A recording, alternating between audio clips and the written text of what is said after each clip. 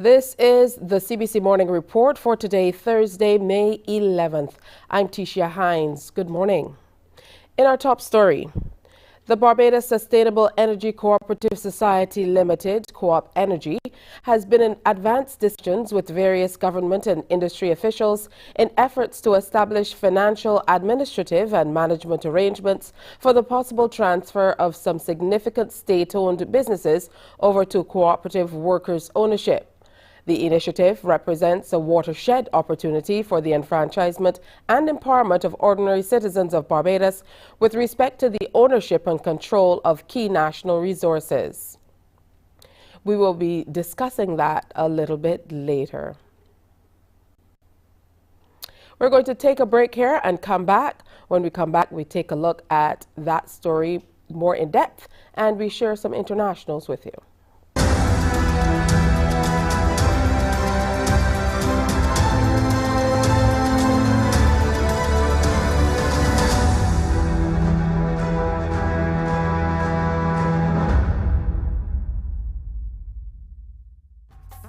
The Big Bajan Bake Off is back, and the top 5 have been selected. Tune in Fridays at 8:03 p.m. to find out who will be crowned the best Bajan baker. While you go about your business, we go about our business, and that is gathering the news. Stay up to date at CBC News Barbados on Facebook, Instagram and Twitter. Get news update on radio throughout the day. And join us for the CBC News Night at 7 every night. CBC News team is on the job and bringing you the news. There is a saying, you can find a Bajan anywhere. Are you a Bajan living abroad? Or do you know of one who has migrated to another country? Well, we at Mornin Barbados would love to have you or them on our Bajan Afar segment. Share your amazing stories, experiences, and how you have adapted to a new culture. Send us an email to morninbarbados@cbc.vb, and together we will travel the world.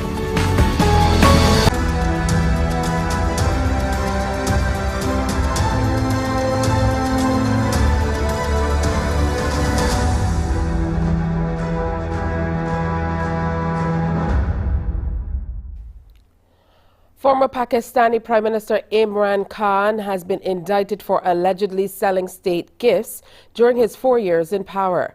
Wednesday's indictment was issued a day after Khan, who's now 70, was arrested by the National Accountability Bureau in another corruption case.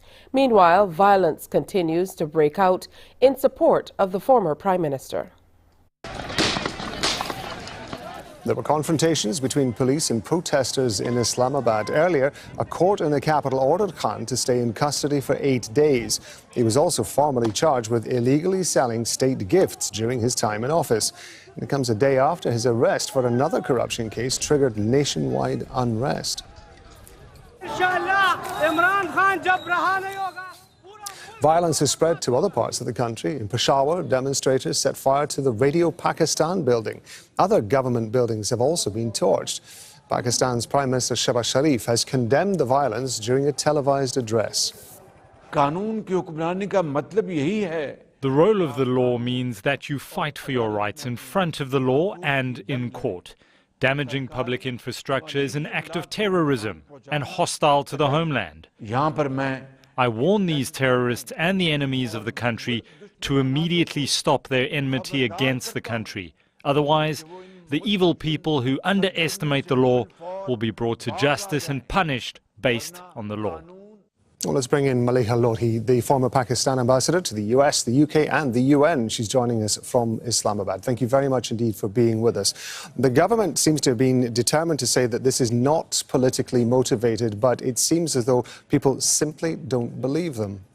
It's probably the most serious political and constitutional crisis that Pakistan has faced in many, many decades. It comes on the back of a very, very serious economic crisis.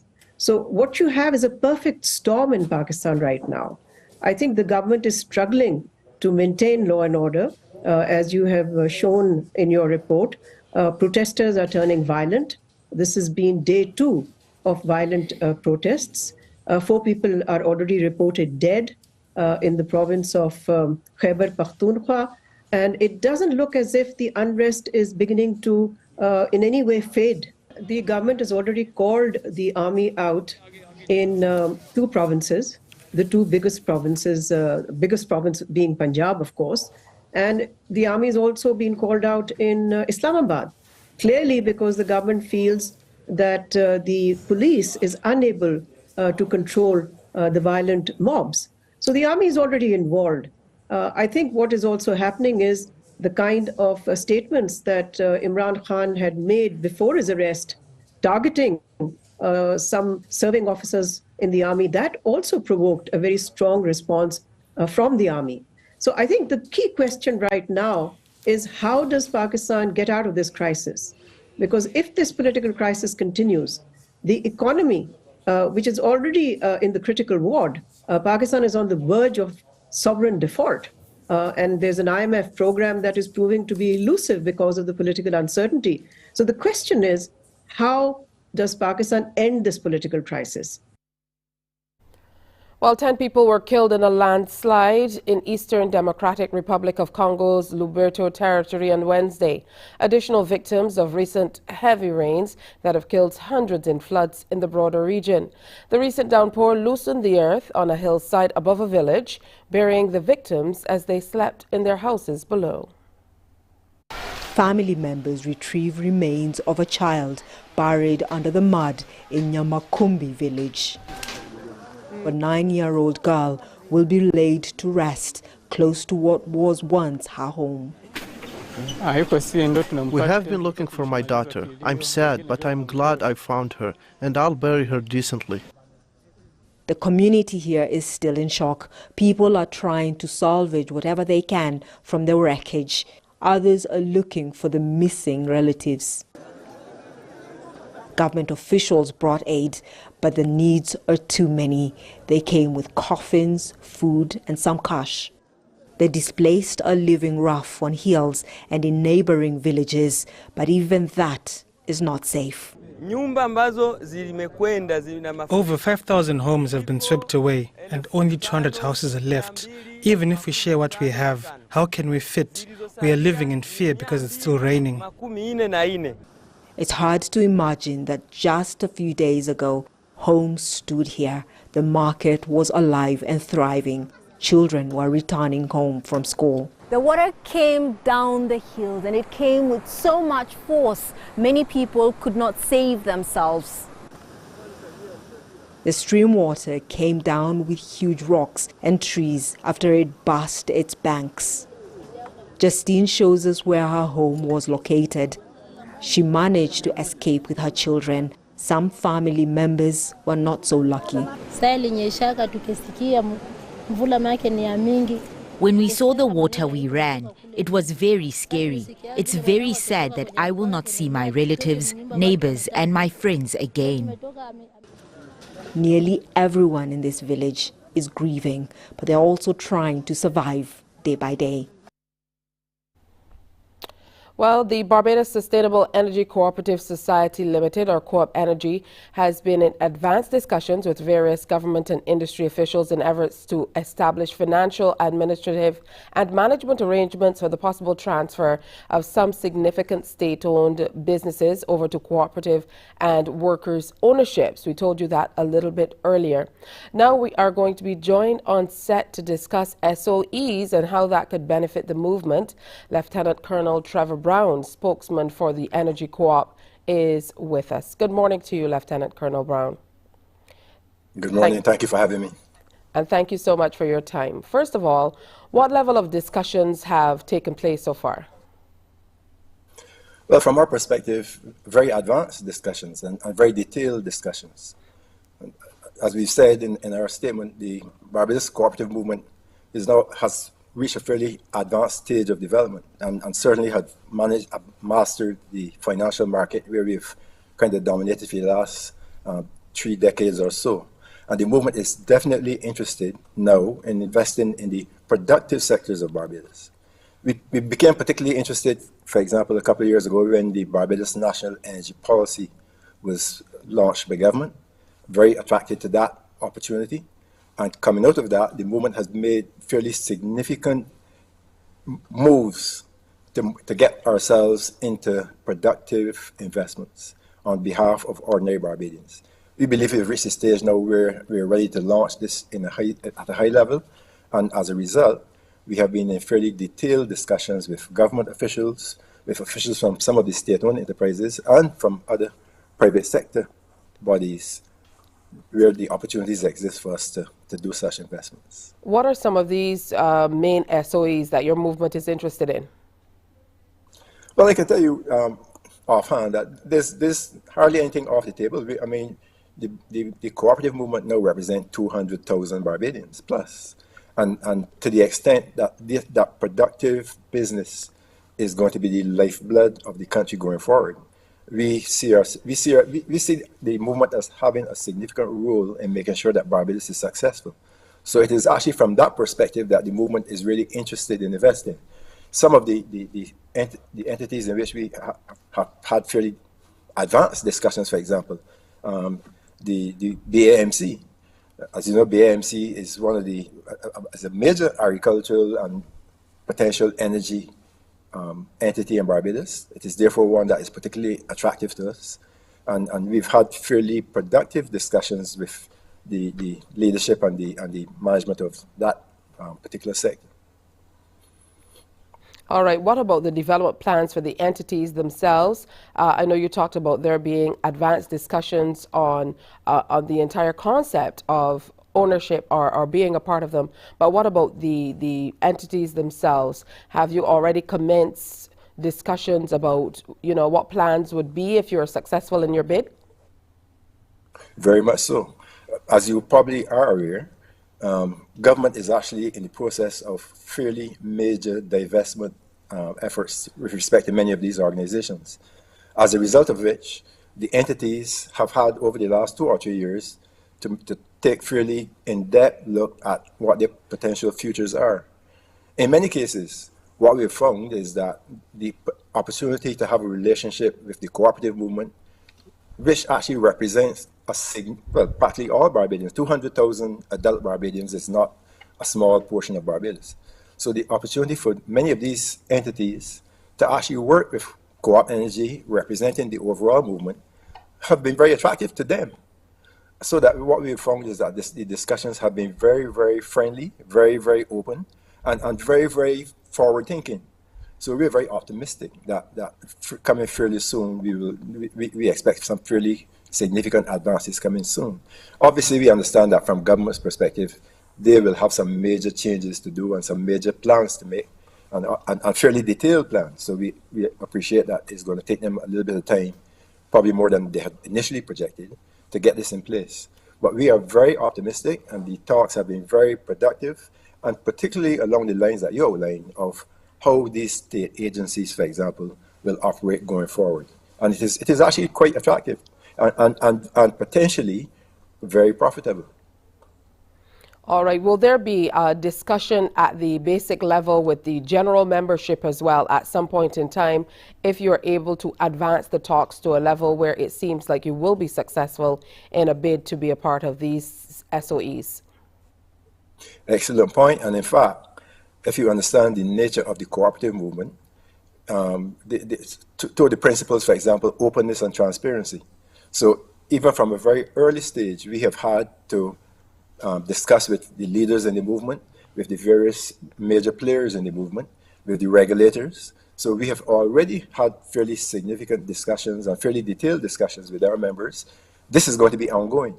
And therefore, in answer to your question, that answer is absolutely yes. And we are, in fact, getting ready now to take those discussions even a step further, where the ordinary members get to understand exactly what we have in mind, what the plans are, what the projections are, and what the expected outcomes are likely to be. So very much so, we have been and will be engaged in detailed discussions. I want to thank you so much for your time, Lieutenant Colonel Trevor Brown, spokesperson for the Energy Co-op. Thanks for sharing. Thanks for the opportunity. we certainly will be sharing more on that as advancements happen. Time now for us to give you an idea of what's coming up on Morning Barbados. The Japanese government, they're ready to launch their scholarship for 2024, the government scholarship. We're going to tell you a little bit more about that. And we have the ambassador of Japan to Barbados who will be on sharing with us exactly what you need to do to be able to capitalize on that scholarship opportunity. Also, we feature exceptional youth today in Michaela Brown, who's a wrestler from the Ellerslie Secondary School. Very different. We don't usually hear about female wrestlers, and most certainly here in Barbados. So she will be sharing with us. We reach out afar to Ralph King, who is a sous chef of Beijing in the U.S. We will hear how he is plying his trade from this beautiful island. Of course, he was born here, and now he is all over the U.S. and sharing Barbadian and other dishes with the world. And we are also going to feature some positive vibes about the Dighton Griffith School. That and a whole lot more is coming up on Morning Barbados. But after this break, more news, sports, and weather. Stay with us.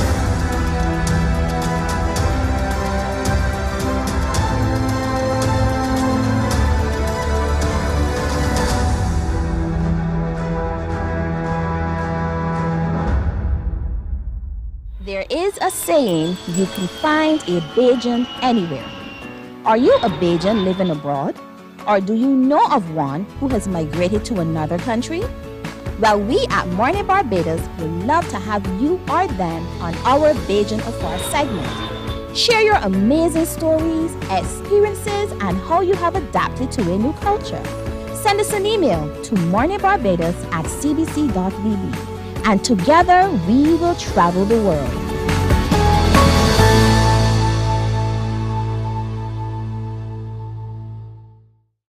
Enjoy movies, soaps, drama, comedy, inspiration, education, music, and more. You get it all when you get MCTV, because MCTV gives you more. Some ask, what makes Barbados so special? We at Mornin Barbados say it's you, our exceptional youth. You are talented, resilient, and inspirational. You are the epitome of the Barbadian spirit, testing the bones.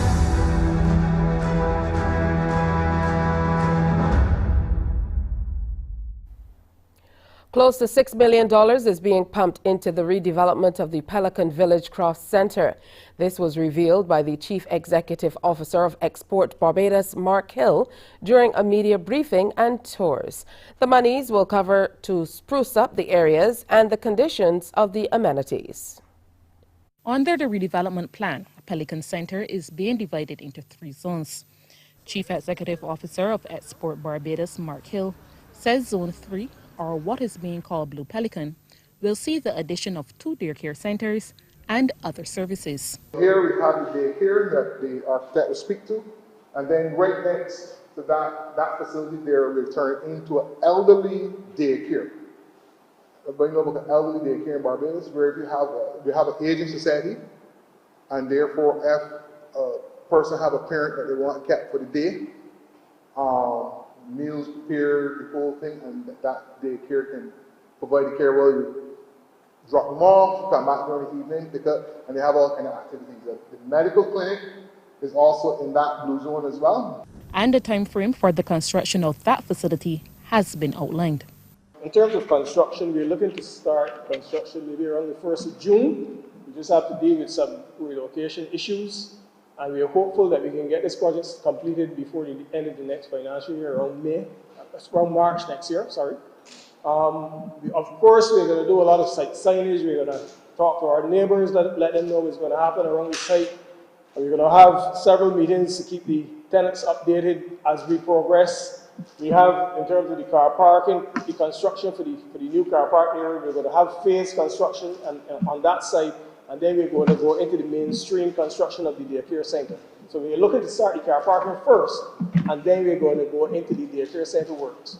Mr. Hill says Zone 1, also called Pretty Pelican, will see 27 shops transformed into a food and entertainment center, leased to a single operator. Zone 1 as a food and entertainment zone, so that can generate revenue around that particular product stream. So as we discussed with many of the tourists when they're coming back up from the beach, stopping for a coffee, that European type cafe type experience, entertainment. So it meets that need on that side, but also it ties back into the local need where we can create a product between oil stains type and the Langrove, where families and stuff can come and pass through the Pelican and have that type of experience within Zone 1. And Zone 2, or Pink Pelican, is earmarked as a spot for designers and artisans and a special shipping hub. If a tourist does pass through or purchase a product, that by the time that person gets back to their destination, we will then facilitate the shipment of their products. They get home and find it. So they don't have to buy it to take to the ship. They can buy it and it's shipped to them directly to their home. So we're trying to do more value add in this particular space. Also, too, where you see those roundabouts there, we're removing those roundabouts so that we can increase parking behind here. Because in Zone 1, we're moving the parking from at the front of the road and we're moving the parking to the back. So effectively, Zone 2 becomes the front of Pelican. Pelican consists of 19 structures on 270,000 square feet of land. Rianne Phillips, CBC News.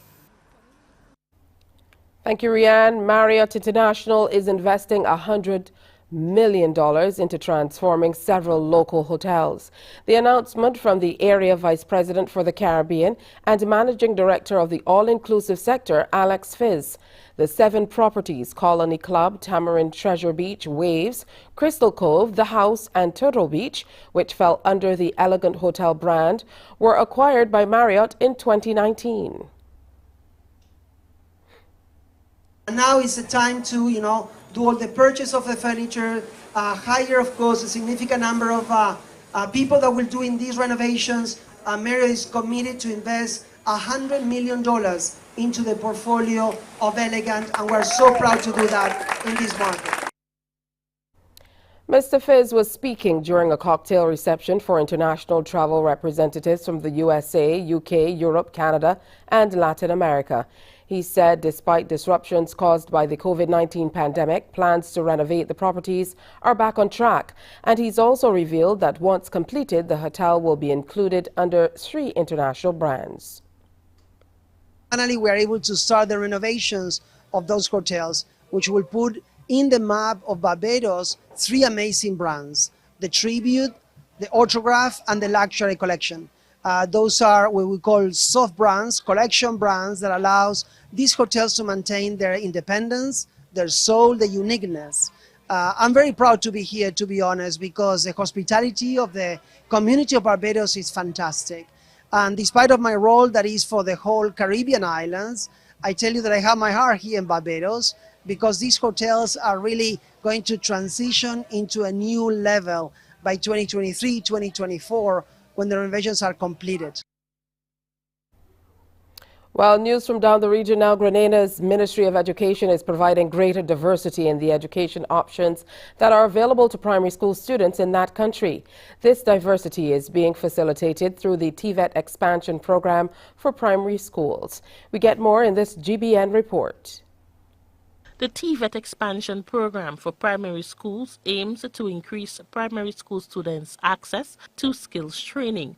Ultimately, the current government intended to develop a strategic plan designed to make skills education more suitable in Grenada and to provide a more diverse form of education to the nation's youth. Angela Finley, Chief Education Officer at the launch of the program today, described the journey as tedious but fruitful. Train up a child in the way he should go, and when he is old, he will not depart from it. For many, this may be a daunting task, but consider this. It only takes a spark to get the fire going. May our presence here today translate into a long-lasting commitment to doing all that we can to support TVET. Let us embrace TVET as training to validate exceptional talent within persons of all ages, thus fostering sustainable national development. This expansion program was launched under the theme TVET, Essential Skills Fostering Inclusion, Lifelong Learning and National Development. Ms. Lona Douglas, Deputy Executive Officer of NULO, in her remarks, described TVET as a pathway to employment. She pointed out the importance of the two subject areas in this regard. I want to address the importance of mathematics and language skills, without which the students faces limitations in their capacity to learn the technical and vocational skills. This cannot be overemphasized. Our experience at NULO is evidence to that need. Therefore, I appeal to the students to place ample value on maths and English skills and not fall in the trap of thinking that if you want to pursue a skill, you will not need those two. TVET at the primary school level is offered at the Grenville Skills Training Center and 5 primary schools within Grenada presently. In Guyana, beneficiaries of the $1 million Cultural and Creative Industries grants are reporting a major boost in starting up and expanding their businesses. They believe the creative arts industry is finally getting the support and recognition it deserves, as we hear in this NCN TV report. This initiative is geared towards promoting the country's creative arts sector, both locally and internationally. It will enable artists to create, develop, and showcase their work, which will ultimately contribute to the country's economic growth by generating significant revenue. The ministry received over 200 applications for the grant, indicating a high level of interest in developing the creative arts sector in Guyana. Several of the 30 beneficiaries shared how this project benefited their startup or expansion process. And it's a really good start because to start a business, the initial capital is crazy and prices now are exorbitant. And let's not forget, because of the economic boom, a lot of small businesses are scared because how would they compete with Starbucks or Macy's or the other companies here? So this gives all the small businesses that started a really good foundation to build something amazing that can compete in the growing market that we have.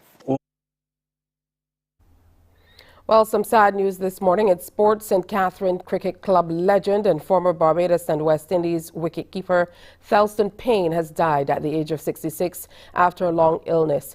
Payne was the understudy to Windies keeper Jeff Dujon for much of his West Indies career, which included 1 Test and 7 one-day internationals. And that is sports. Let's take a brief look at weather. The barometric pressure stands at 1014 millibars. It's 26.1 degrees Celsius. Humidity stands at 82%, and the winds are coming out of the east-southeast at 13 kilometers per hour. Outside, fair and slightly hazy. Sea conditions, moderate in open water with swells ranging from 1.5 to 2 meters and increasing. And your tides for today are as follows. First high, 732. First low, 114. Barbados today will be partly sunny with a few brief isolated light showers. And into the evening, you can expect conditions to be pretty much the same, partly cloudy. Here's a look at a few select international cities, ranging from lows of 14 degrees in Boston and Toronto to highs of 26 degrees in Miami. And that is the CBC Morning Report. 12 noon, we have Newsday coming your way here on TV8. And at 1 o'clock, The World at 1 on the CBC network of stations, 94.7 FM, 100.7 FM, and 98.1 The One. Morning Barbados is next. Wake up, wake up, wake up, wake up. Barbados, get up. Good morning Barbados.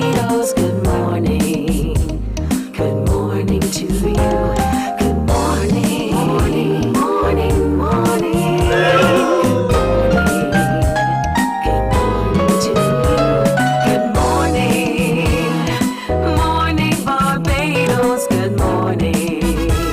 Good morning to you. Good morning. Morning Barbados, good morning. Wake up, wake up, wake up. Morning to you.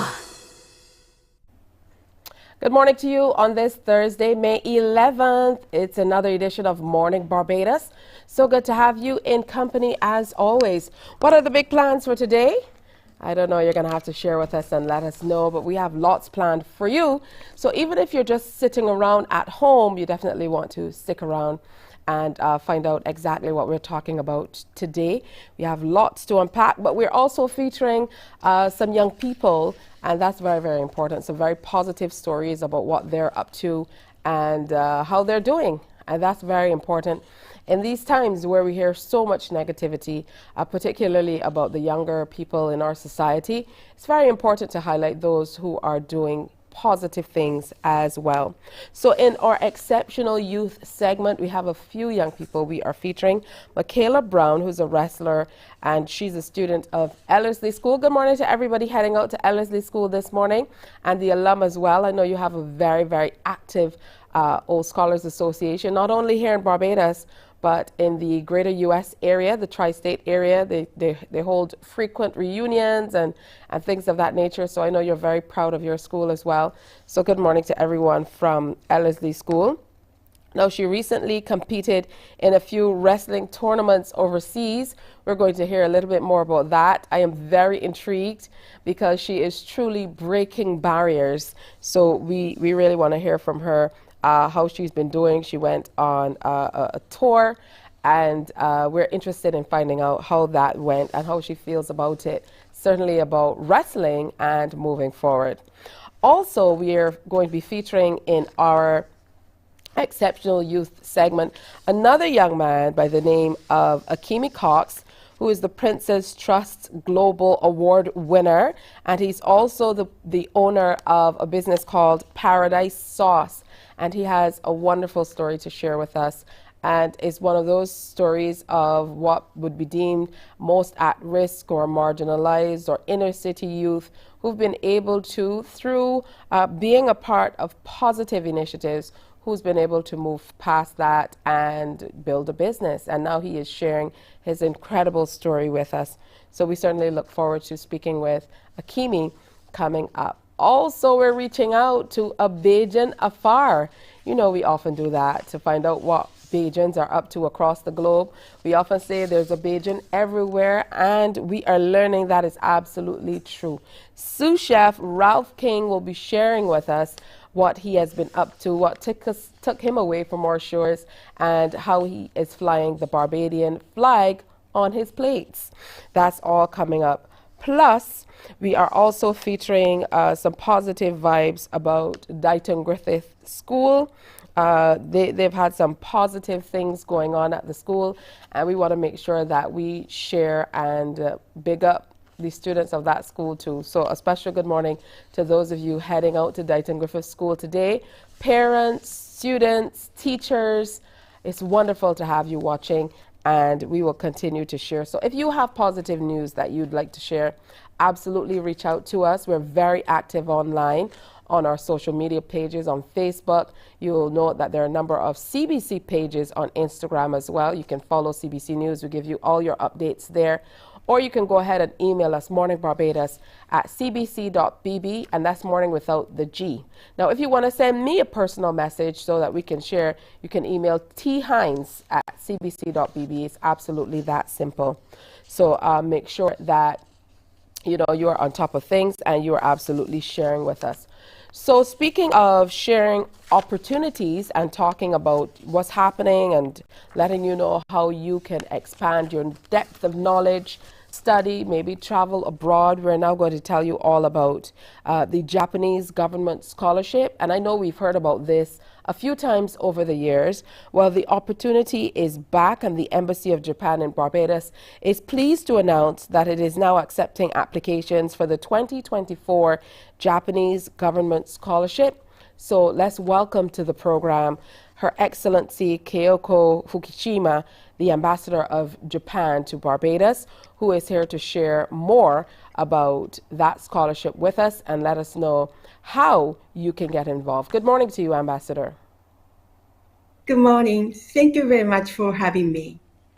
Wonderful to have you with us. Wonderful to have you with us. First of all, okay. Thank you so much. Go right ahead.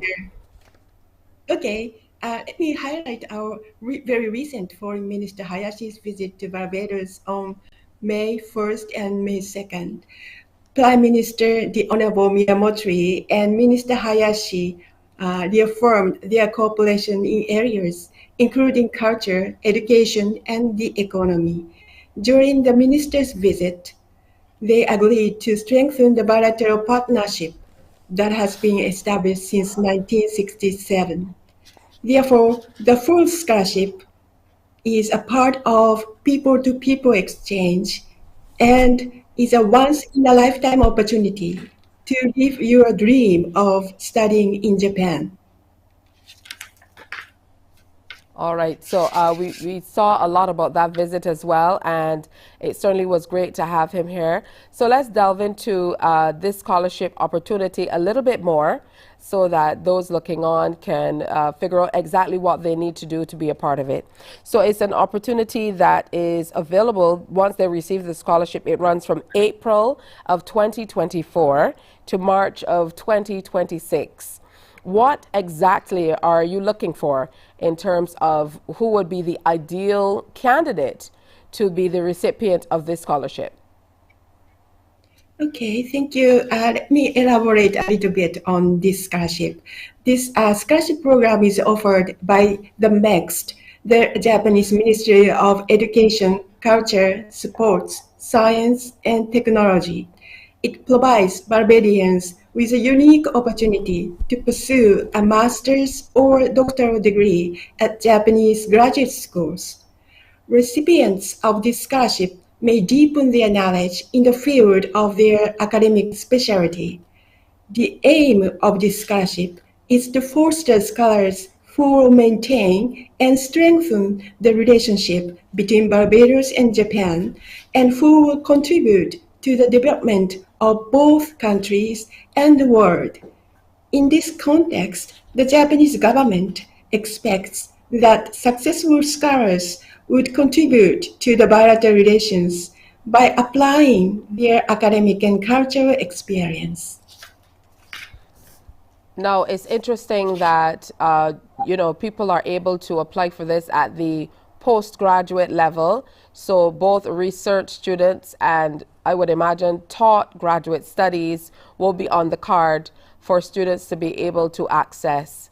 Talk to us, though, on a personal level, what you think it will be like to make that transition to your society, to Japan, for a student who is going for 6 months or more of intense study. So regarding the influence of Japan, I'm sure that you bring about a very positive influence. Like for Japan, it is very useful to have the foreign students and also foreign personnel visiting or staying in Japan, immersed in the diversity of cultures from foreign world. And that, I think, would be a good give very good different influence for Japan to get along better with foreign countries and the world. Are you in a position to tell us about how this has played out in the past? I know there have been studies, there have been opportunities that have been available before, but are you in a position to tell us about students who have studied in Japan before and how they've been able to thrive as recipients of the scholarship program? Yes, I think they are doing very well. Like, after completing their study in Japan, some of them would continue to make an academic pursuit for the higher degrees, and others utilize their academic experience in Japan towards their future career. Like, for example, those people come back to Barbados and maybe, for example, some of them are working at the UN as well as the central bank. So maybe there will be a great opportunities in terms of both academic and career scenes. How important are opportunities like this to the Embassy of Japan to Barbados in continuing to share more about your people and your culture and your country, certainly here in Barbados and by extension across the region? I think it is very important to us. Like, as I mentioned, that we attach importance to person exchange, and I think it will contribute greatly for the both people to know each other better and maybe enhance their cooperations. Like, maybe in Japan, there are many faces of Japan. Like, it has both traditional and modern aspects. For example, if you go to Kyoto, you can see many traditional things like shrines and temples, and you can enjoy the traditional Japanese dishes called kaiseki. But if you go to the center of Tokyo, for example, you can see many skyscrapers built by modern technology and busy streets. And Japan also has 4 seasons. And in spring, for example, we have beautiful sakura, like as in this picture over here. And in summer, it gets hotter, like people go to beaches, like the Barbadians do here. And in autumn, it gets cooler, and we have some colored leaves, and also we have so-called flavor of autumn. Like we enjoy some flavor of autumns, like sweet potatoes and pears, persimmons, and sour fish. And it's like a conky in November in Barbados. And in winter, it gets cold. And in northern part of Japan, you can enjoy skiing as snow stays during the winter. So I think Japan will never get you bored with many faces. But at the same time, I think it is important for the Japanese to know about the Barbados and Barbadian people. That's why we have just opened up our Instagram, both in English and Japanese, to introduce the aspects of both Japanese and Barbadian cultures to both people. Oh, that's wonderful. And you definitely have me intrigued in talking about some of the similarities and differences that exist in Japan. So from your perspective, the transition for any student moving from here in Barbados, a Barbadian student to Japan, will be an exciting one. I'm happy that you mentioned that there are, in terms of the built heritage and the infrastructure, there's some traditional stuff, but there are also some new things for them to explore. So that's very, very interesting. Beaches and you name it. So for the students who are thinking about it, now the enrollment is for the upcoming spring. The select candidate will receive the scholarship again from April 2024 to March 2026 for that spring enrollment, or October 2024 to March 2026 for the autumn enrollment. And the program seeks to support Barbadians interested in pursuing master's, doctoral, professional graduate course, or non-degree research study. Now, you've mentioned that you just opened up your Instagram page, so you can share the handle with us so we can share with our viewers. But remind us how you can apply. Yes. Okay. Yes. All information on our website, and so please visit our website, and also we'll make a post in our Instagram, so we'll share the link. Okay. Now remind us how you can apply to be a recipient of this wonderful scholarship opportunity. Thank you very much.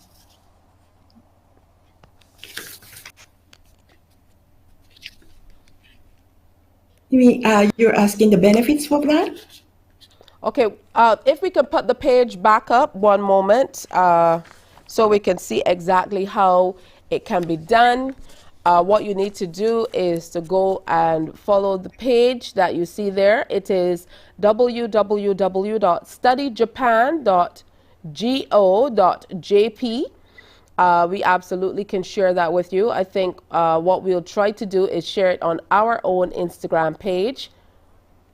We'll put it on the Morning Barbados Facebook page to make it a little easier. Remember now, applicants must be Barbadian nationals born on or after April 2nd, 1989. So it is open to certain ages, possess at least a bachelor's degree, and you're motivated to pursue advanced studies in Japan. You can get that additional information when you go to that link as well. So again, we will share that information on our own page. Ambassador, I want to thank you for coming, but talking about the similarities with Japan and Barbados makes me feel like your transition has been that much easier. So it's wonderful to have you here, and we certainly look forward to you sharing more about how Japan is not only sharing your culture, but taking what we have here in Barbados to your people in Japan as well.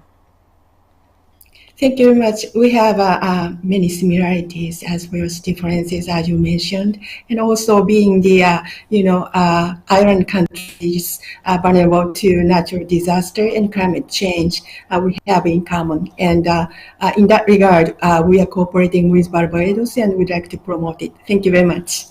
Thank you so much. That's Her Excellency Keiko Fukushima, Ambassador of Japan to Barbados. Thank you very much. Thanks for your time. All right, so make sure you go to our Facebook page so you can find out more information about that scholarship and get the link where you can get further information and start the application process. It takes a long time. We had a colleague here who at one point completed one of the applications, and it took a very long time, okay? So remember, there's a timeline at 1 o'clock on Monday, June 19th is the deadline. And that's going to be here like yesterday, all right? Around June 22nd, then you're going to get a little more information. So you want to make sure that you get your application in by that time, okay? So again, visit the website for more information if you've been able to pull that information from the page. Otherwise, go to our Facebook page for more. Hey, we're going to take a break here, and when we come back, we are featuring exceptional Barbadian youth. Stay with us on Morning Barbados. Morning, morning, morning. Good morning. Good morning to you.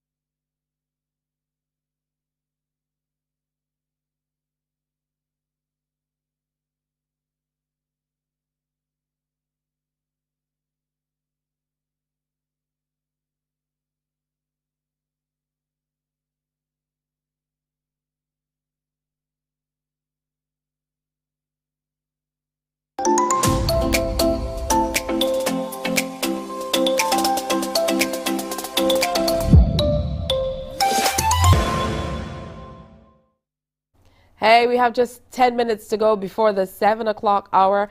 Another big shout out to all of you who are heading out to school. Now, we give a shout out because of what we were talking about to the students of Ellerslie. We also give a big shout out to the students of Dighton Griffith, and you're already jealous. So let's say a special good morning to all the students across the island. I certainly can't do a roll call at this time, but you know who you are. And not only students from secondary schools and primary schools, but students heading out on at the tertiary level as well, who are, you know, furthering your studies and looking to pursue your dreams.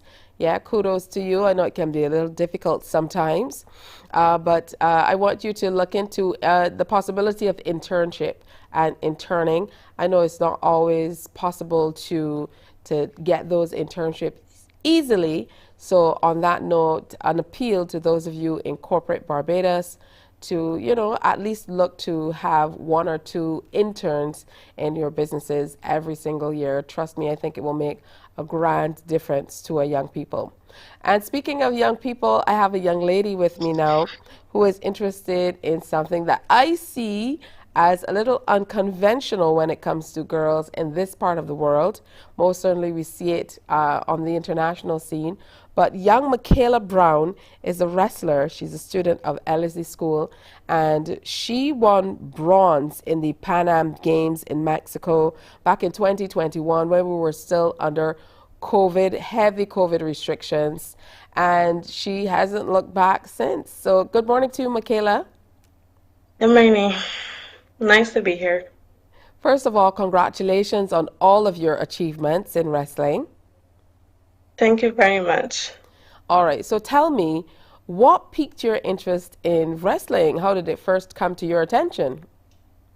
It was back in 2018 when our coach, who was coaching us in Taekwondo, came with us for a BIG Games. He wanted 3 big girls and 3 big boys and some little children. So he picked he taught 3 girls in Taekwondo, and some part I was one of them in Taekwondo in his club to compete in that wrestling tournament. Tell me about your very first tournament. You know, what was it like for you? Were you thinking, oh my goodness, how am I going to do? Were you nervous? Were you excited? Take us there. It was just like competing in Taekwondo, but it was just a different sport for us. We were competing like almost every 2 months in Taekwondo, traveling thing, but it was a different sport. So we were practicing for Taekwondo like 2 to 3 days already for Taekwondo, and we had to put in more days for wrestling as well. All right. So in terms of technique and so on, you've been building on that with all of this practicing. Tell me about the travel, because you've been able to travel outside of Barbados and compete. You know, was it what you expected it to be? Was it a little different from what you expected it to be when you traveled to compete in the area of wrestling? Yes, please. It's like more people than in Taekwondo I see, and the more matches I get, the better I get each day. All right, that's great. Where do you see yourself going with this wrestling? Is this something you plan to pursue into the future? Yes, please. I pursue to be in sports management or a coach. I want to live in USA later on in my life. All right. Well, I know that you've been doing a lot of traveling to do with the wrestling. So tell us about where you've been and some of the tournaments you've competed in so far. I've been to Mexico, Panama, Michigan, Delaware.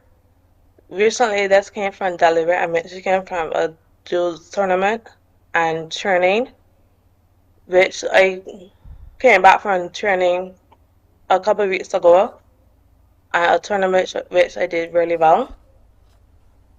And Panama was my first international tournament back in 2019, and I just start from there. All right. Now you're hoping to represent Barbados at Pan Am this year, am I right? Yes, please. So how are you preparing for that? The tournament I told you about a few minutes ago was a tournament to prepare for that, and I had 2 local tournaments here in January and February, and hopefully get another tournament before that as well. How was it received by your loved ones when you expressed that you had an interest in wrestling? Because I know you keep comparing it to Taekwondo, but if my daughter told me, you know, she did a little bit of, you know, the martial arts, and that was one thing. But for me, when I think wrestling, I think my brain goes to WWE, which really isn't wrestling. We know we can argue that all day. But, you know, how did your loved ones and your friends receive it when they heard that you were interested in wrestling? My parents was happy for me because they wanted me out of the house.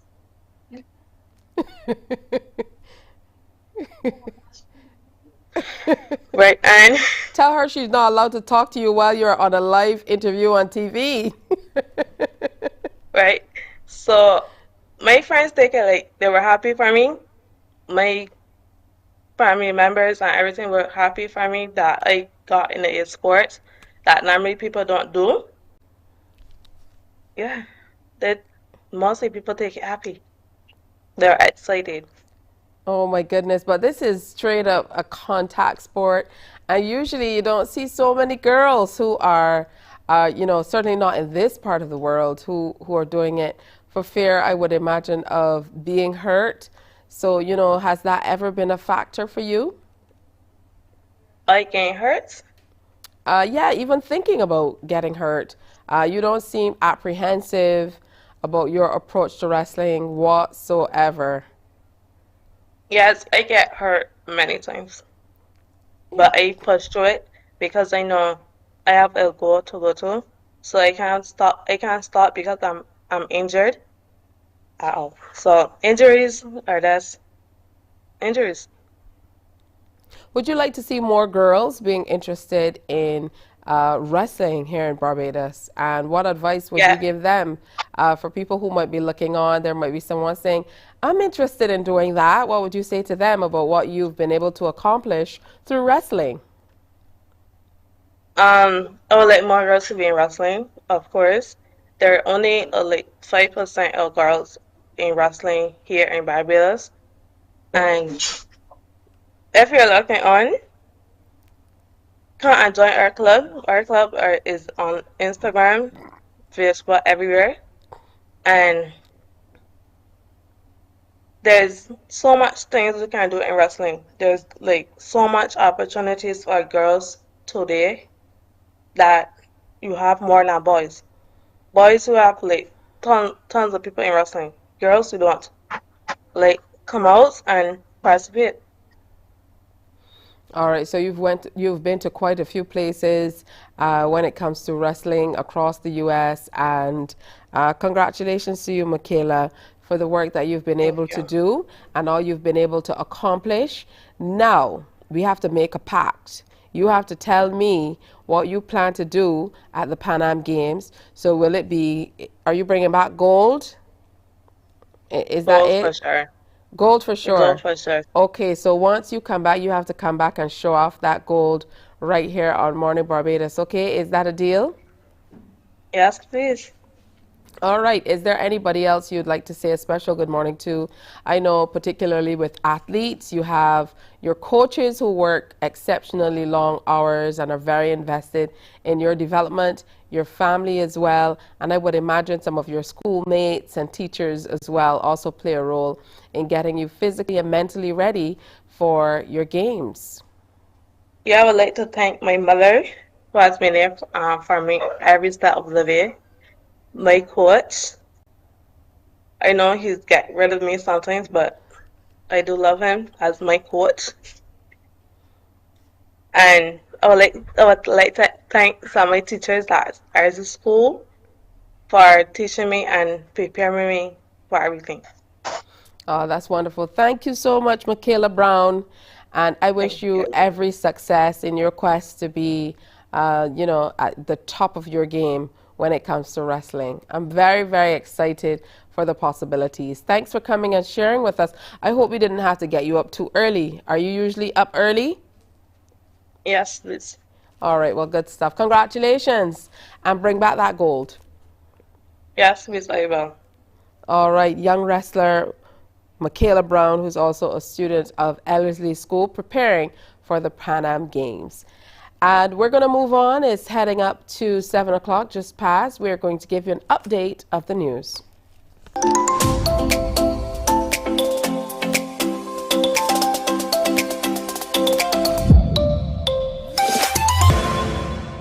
Some ask, what makes Barbados so special?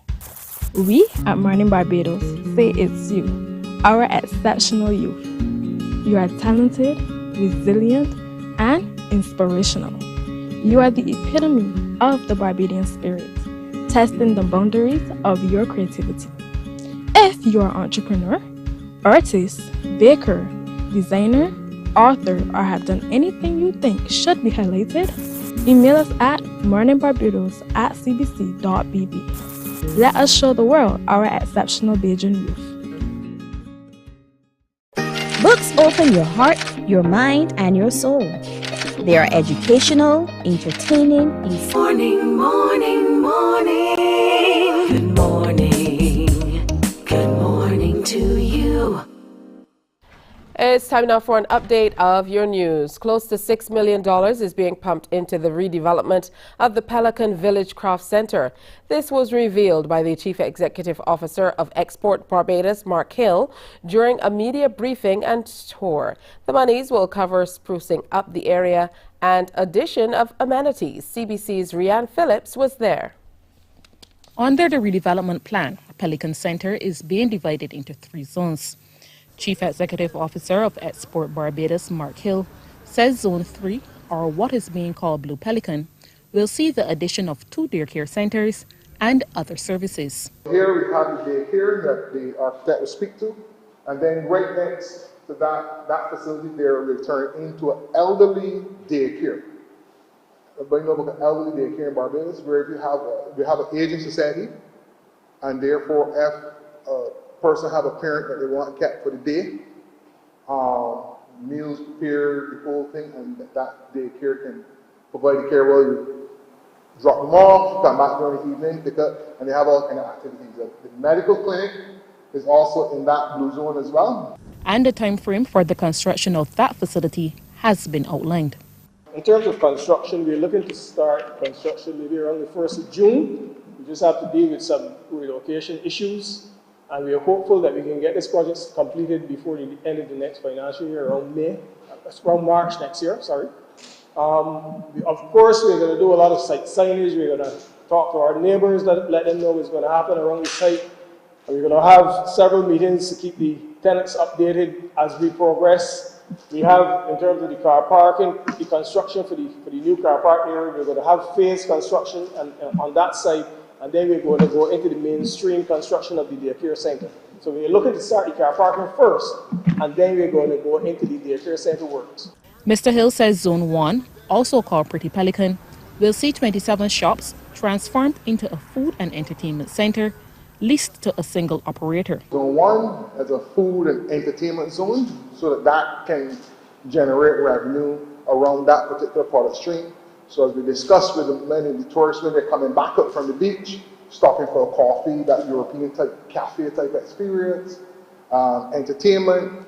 So it meets that need on that side, but also it ties back into the local need where we can create a product between oysters, type, and the Lane Grove, where families and stuff can come and pass through the Pelican and have that type of experience within Zone 1. And Zone 2, or Pink Pelican, is earmarked as a spot for designers and artisans and a special shipping hub. If a tourist does pass through or purchase a product, that by the time that person gets back to their destination, we will then facilitate the shipment of their products.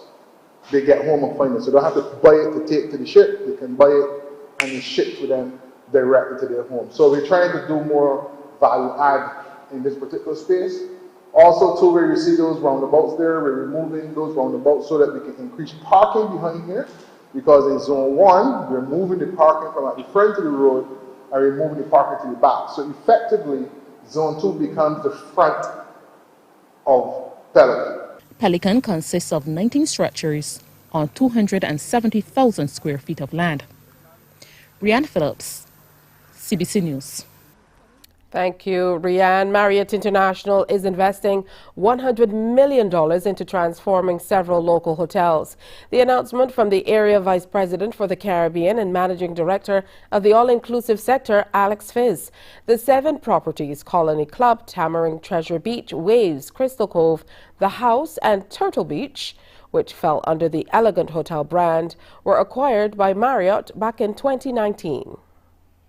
And now is the time to, do all the purchase of the furniture, hire, of course, a significant number of people that will do in these renovations. Marriott is committed to invest $100 million into the portfolio of Elegant, and we're so proud to do that in this market.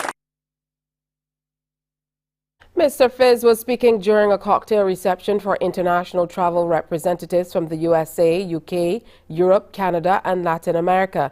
He says despite disruptions caused by the COVID-19 pandemic, plans to renovate the properties are back on track. And he's also revealed that once completed, the hotels will be included under the 3 international brands. Finally, we are able to start the renovations of those hotels, which will put in the map of Barbados 3 amazing brands: the Tribute, the Autograph, and the Luxury Collection. Those are what we call soft brands, collection brands that allows these hotels to maintain their independence, their soul, their uniqueness. I'm very proud to be here, to be honest, because the hospitality of the community of Barbados is fantastic.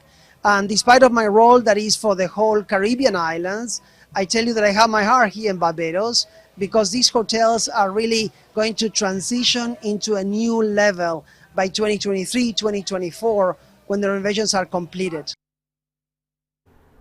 Great news. In sports, St. Catherine Cricket Club legend and former Barbados and West Indies wicketkeeper Thelston Payne has died at the age of 66 after a long illness. Payne was the understudy to Windies keeper Jeff Dujon for much of his West Indies career, which included 1 Test and 7 one-day internationals. CBC's Damien Best reports. Thelston Rodney O'Neill Payne was a left-handed wicketkeeper batter who made his Test debut in 1986 in the second match between West Indies and England at the Queen's Park Oval in Trinidad. Wilf Slack on his Test debut couldn't have had a more fiery baptism. He held on to 5 catches behind the stumps in that match and only batted in the first innings, scoring 5 runs as the West Indies pulled off a comfortable 7-wicket victory to take the series 2-0. In one-day internationals, Payne played 7 matches after making his debut in 1984 and averaged 31.50 with the bat, registering 1 half-century. At the first-class level, Payne played 68 matches for Barbados, scoring 3,391 runs, inclusive of 6 centuries and 25 half-centuries at an average of 36.85. And his 38 List A matches saw him average 29.44 with an unbeaten 100 and 3 half-centuries. His former teammate and fellow legend, Carlisle Best, offered condolences to Payne's family and friends and said he loved batting with Payne. I remember against Trinidad, on many occasions, he would handle the tough bit at the other end. Being left-handed made our partnership at the wicket a wonderful one. Against Jamaica here, Kensington Oval, some fond and wonderful memories come back to me. And in that team of the mid-80s, I'm sure he was a very important member of that side, along with Neil Phillips, who recently passed as well, George Linton, who was also lost. You go to St. Catherine, you want to be there because Thelston Payne is there. Very solid supporter of the St. Catherine side. Once he finished his stint with the Windies, Payne made his greatest impact locally, coaching at several schools across the island as an employee of the National Sports Council. He was our main cricket coach. He went to all the schools, but specifically played in St. Philip. Of course, that's his original home district. And he was instrumental in the organization of the Thurman Griffith competition. And he would have worked with a number of athletes in terms of their development. President of the Barbados Cricket Association, Conde Riley, echoed that sentiment, telling CBC Sports Payne served his country and the Caribbean well. I was, hoping and praying that he would pull through. But then when I found out because of the game, I realized that, it would be a real fight. So I'm saddened to hear it was passing, but I'd say he served us well. I say us, Barbados, St. Catherine, Barbados, cricket very well. And the West Indies, I remember a partnership in Barbados between himself and Emerson Trautman against Company Islands. Both of them scored over 130, I think it was, so 120 and 130. And that was an amazing partnership. CWI President Dr. Kishore Shallow also issued a statement saying Payne was one of those unsung heroes of West Indies cricket who served the sport at all levels for over 4 decades. May he rest in peace. Well, that report brings this update to an end. We have more news for you at 12 noon here on CBC TV 8 and at 1 o'clock, The World at 1 on our radio services 98.1 FM, 94.7 FM and 100.7 QFM. Morning Barbados continues after this. Morning, morning, morning. Good morning. Good morning to you.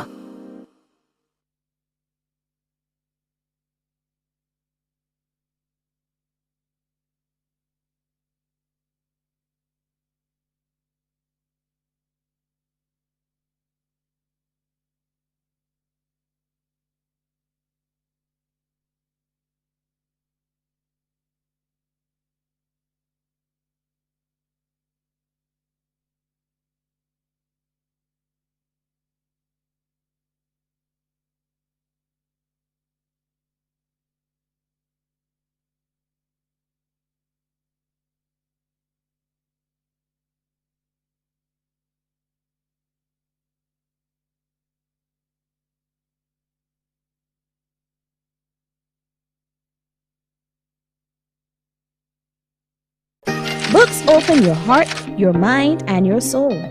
They are educational, entertaining, inspiring, and motivating. Are you an author of a recent book you want to share? Then Mornin Barbados would love to feature your book in our The Next Chapter segment. Send us an email to morninbarbados@cbc.bb. That's morning without the G. Come and let us turn those pages together. Because you love English Premier League, MCTV has got it back. Now you can watch all the games of the English Premier League plus UEFA and NFL on MCTV. Current customers can upgrade. Morning, morning, morning. Good morning.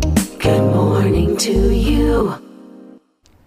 Hey, 13 minutes after 7 o'clock, 13 after 7 already. So we told you we would reach out to a Bajan afar and have a conversation, see what Bajans all across the world are up to. So this morning we are reaching out to Ralph King, who is a sous chef. Good morning to you, Ralph. Hi, good morning. Hey, Ralph, how are you doing? I'm okay, and you? I'm good. Ralph, you look a little sad. Are you missing home?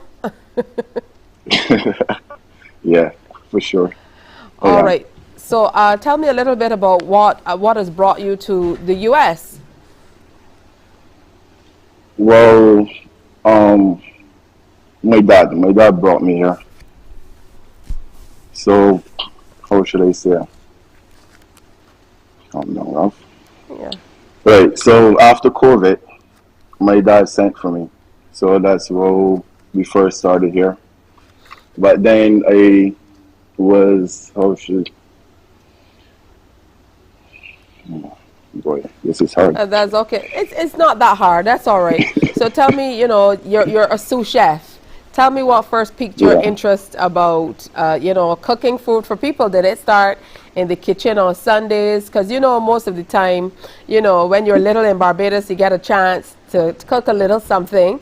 But when you can make a Sunday meal, that is the gauge of whether the parents believe you could truly cook or not. So tell me how you got started cooking. Well, my mom was a chef also. She used to work at the Long Beach Hotel. So technically I was raised there also. So I found the love for food through my mom working at the Long Beach Hotel. And it started from when I was 7 years old. They put me in the kitchen, my mom and my stepdad. And they put me in the kitchen. My first meal I cooked was mac and cheese. I figured it was probably something like that. Yeah, and of course, mom was very excited back then. So what did you branch Yeah, very. into? Because again, if we keep it, you know, in terms of Bajan standards, mac and cheese is all well, especially if you're 7 years old. But if we're gauging by Barbadian standards, if you can cook, then you're making either a cuckoo or you're making some soup Yep. or something. So tell me how your cooking progressed over the years.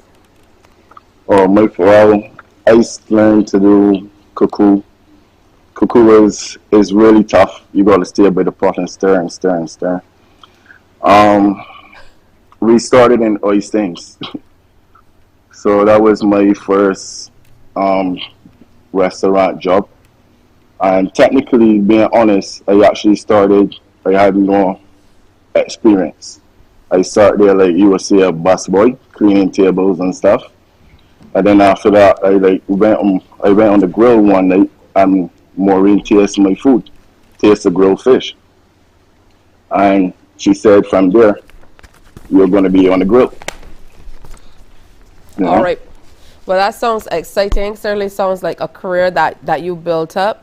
Now, I know that you also worked at Mo's Grill in Oystins. You kind of mentioned that. Yes. So talk to me about that stint. Now, Oystins is no kettle of fish, as we would say in Bajan parlance, especially on Friday nights. So tell me how you were able to fare there. Well, I know that everything takes time. That's the key thing to food. Every single thing takes time. So we've been dealing with a lot of people on Fridays, cooking and waitering and meeting new people. It was hectic, but it was great, to be honest. It actually what built me, because working in oysters and with all of those people that rush in you, and then you work in a restaurant, which is the different pace, you know. So it's a lot easier to work in the actual restaurant than working in oysters. That's All my right. opinion. Wow. Now, there's somebody who would have worked with you in Oystins back in the day at Mo's Grill, who actually has an interview coming up next, and he's sitting here next to me already. So let's say hello to Akimi. Do you? Hey, what's up? Just here, bro. All is well? Yes, sir. Yes, sir. All right, so we're going to be talking to Akimi shortly. So, you know, you're getting to see a piece of home. You've not been away for a very, very long time, but I know that once you're away from home, the things that you really love, kind of like, you know, the feelings that you miss them, they're amplified. So talk to me about what you're missing most about being here in Barbados. I try to relax, Anthony. I miss most of all, I miss my children. I literally miss them. Literally miss my children. Always used to be there. Always like birthdays, every other activity. That is what I literally miss most about Barbados. All right, and in terms of what you're doing now, are you still bringing a taste of the islands to wherever you are? Oh, for sure, for sure. Like we put right here now, we got, I don't know if you can see it on the menu here, you see we got Barbados snapper. All right, well, you have to read it to us because we're not seeing it so well. Okay. Or maybe I need I'm some very spectacles. sorry. Tell me. Right, so we got Barbados snapper topped with some pickled onions. That's the oyster specialty. So fun fact, let me give you this story first. My interview at the Wingdom. So I were interviewed by the HR Wendy Smith and the head chef Tulio. So when it was like May 8th last year, and during this interview, we were like talking, and they were like, "How long were you here?" I was like, "Just a couple of months." And they were like, "Where are you from?" I said, "Barbados." So Miss Smith, the HR, was like, "Finally, some flavor we're gonna have in a restaurant." And then from there was like, "You were hired."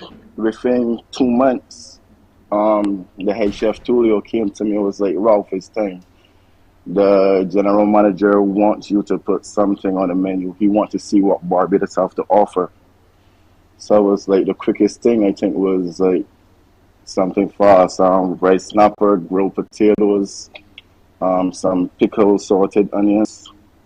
Quick, fast.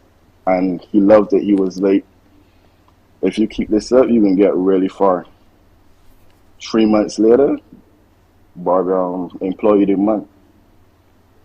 So, I mean, you're progressing really fast here. You're doing really good. This is what's going on here. And that's all thanks to Oysins. I'm kidding. Yeah. I mean, it's thanks to you too, but yeah, well, congratulations on, you know, being able to move up. But most importantly, it's wonderful when you can build on a great foundation. So you immediately went back to what you knew best, and that was the way that you prepared some of the fish at Oysins. What about the other things on the menu? As a sous chef, I know that you lend support generally as well to what is traditionally on the menu. And so talk to us about how you've been able to adapt to maybe a different way of doing things there at the hotel you're working at. Well, yes, everything is different, but the good thing about it is that they trust me and give me the respect that they just let me put Barbados in everything, literally. However, they get to taste everything. If I think it's not well seasoned enough, they put it back, they change it. No one argues. Everyone just come together, work as a team. It just mostly trust. And I get a lot of trust and respect. Trust. So working here is actually great. All right, so it sounds like trust and flavor. You're bringing some flavor to them, as they said. All right, I want to thank you for sharing with us. I know this was a stretch for you. For me, I like to talk. So it comes easily to me, but I know for some other people, you know, it can be a bit of a challenge to kind of talk to others, especially when you're in front of the camera. Now, I understand that your mom watches Morning Barbados. So, yes, she does. And the children as well. So you want to say a special hello from Dad? Yes, I would love to. Morning, Mom. Andrea King. I know you're watching. My sisters, Joyce, Ali, Amelia, Amory, my kids, Royal and Amira, Andrina. Thanks for the supporting, messaging all the time. Relax, relax. And also, I would like to also thank the Wyndham for actually putting the trust in me to talking on their behalf, and you know, and yeah, 2 things I would like to leave with you guys before you go. Make sure you learn a couple languages, because being the only Barbadian here, compared to 90% of the restaurant is literally Haitians. The rest is like the Spanish. I'm the only Barbadian here, so learning different languages is great. And whatever you conceive, you should achieve. Oh, that's wonderful. I know that you also enlisted the help of some of the staff to say a special good morning to us here in Barbados. Yes, I did. So let's go ahead and share that. Bonjour, Barbados. Yeah, do it. All right, so the staff are excited to say good morning to Barbados. I'm so happy that you've been able to transition and use the skills and knowledge that you had through your early years here in Barbados and continue to build on that as a sous chef now working in the U.S. So thanks for sharing with us, and all the best to you and to your staff at the Wyndham. Hola from Barbados too. All right, thank you very much. All right, you have a good one. Great speaking with you. That's Ralph King, our Bajan Far feature today. So special good morning to family and friends who are definitely tuned in and are very happy to see his face. All right, so he's already here on set with us. You got a chance to peek at him. So Akimi is here with us to share a wonderful story as we continue to feature positive youth. And he made a trip that only comes once in a lifetime. We're going to hear about that too. I know that the King's coronation is something many of us watched on TV. Well, Akimi got to see it up close and personal. That's all next. Stay with us.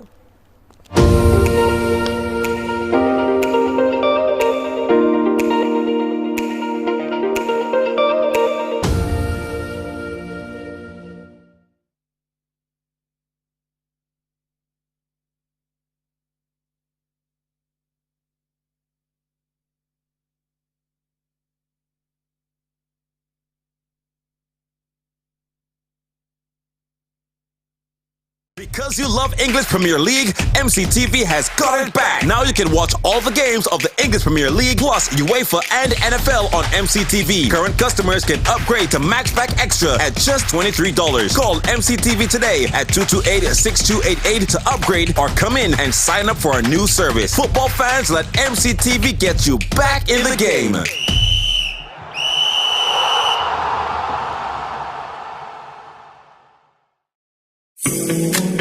The facts say Morning Barbados reaches an audience of over 50,000 and Newsnight reaches over 56,000. It's simple. When you advertise, you're getting your message to over 50,000 of your potential customers. Make the call to CBC Sales Department today and watch your business grow. Contact us at 467-5559 or email marketing@cbc.bb.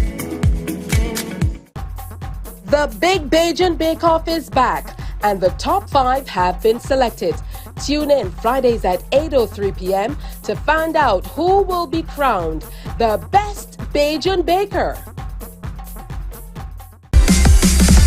While you go about your business, we go about our business, and that is gathering the news. Stay up to date at CBC News Barbados on Facebook, Instagram, and Twitter.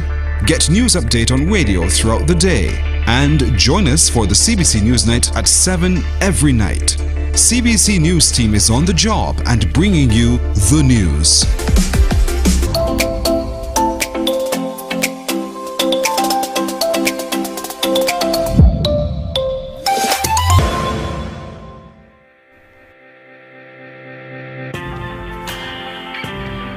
Hi, my name is Akimi Cox and I'm involved in the Princess Trust International Program.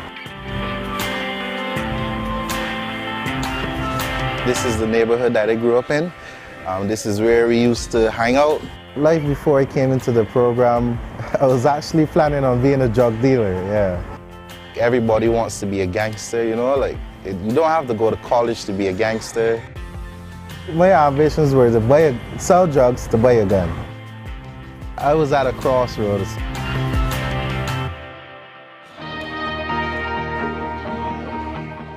My friend Emran saw potential in me. He told me he recommended me to the program. It's been life-changing ever since the first day I stepped through those doors.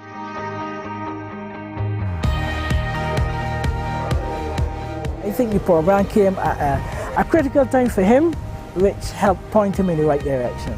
I was involved in TEAM, which is a 12-week self-development program. It teaches you business skills, event planning, survival at sea, first aid. It helps you to build character and find your true self and your purpose. Why we are very supportive of programs like the Princess Trust is that they are able to take young people who are not in work, training or education and give them an opportunity that otherwise they wouldn't have in their general day-to-day lives. For him to represent Barbados and to win this award is an example of what happens when you persevere, you focus, you apply yourself. Great things can happen. I'm not a chef, but I aspire to be a chef. I wanted to be a chef. I'm currently looking to buy a food truck to run my own business. Yeah, this is the good stuff. Saving money, investing, hustling on the side to build the money to buy the food truck. People really see the change in you after you do the program. I actually cry sometimes to believe how far I came. It's a really good feeling to have.